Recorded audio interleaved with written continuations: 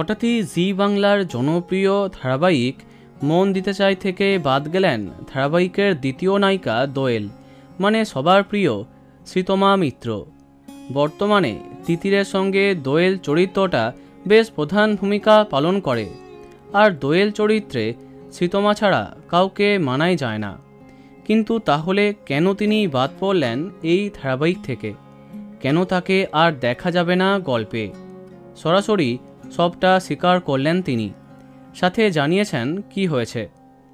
এদিকে ধারাবাহিকে দেখা যাচ্ছে দোলের দিন তিতিরকে মারতে গিয়ে ভুল করে দোয়েলকে আঘাত করে মালিনী।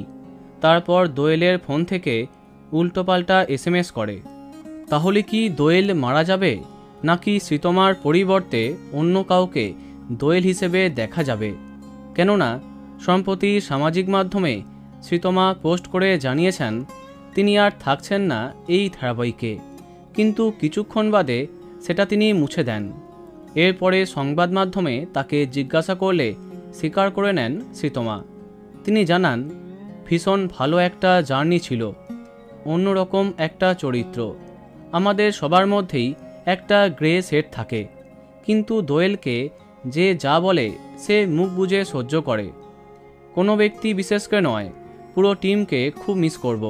তিনি আরও জানান কিভাবে দিনে 14 ঘন্টা শুটিং করে তিল তিল করে তিনি দোয়েলকে গড়ে তুলেছিলেন। বোঝাই যাচ্ছে মন দিতে চাইকে ছেড়ে যেতে তা কতটা কষ্ট হচ্ছে। তাহলে কি মারা যাচ্ছে দোয়েল, নাকি সেই চরিত্রে অন্য কাউকে দেখা যাবে? দেখা যাক কি হয়। তবে শ্রীতমাকে মিস করতে হবে। তো বন্ধুরা, তাকে কে কে মিস করবে কমেন্টে জানাতে পারো। ভিডিওটি লাইক এবং শেয়ার করো। এই রকম আরও অনেক ভিডিও পেতে সাবস্ক্রাইব করো কারেন্ট পজ। ধন্যবাদ।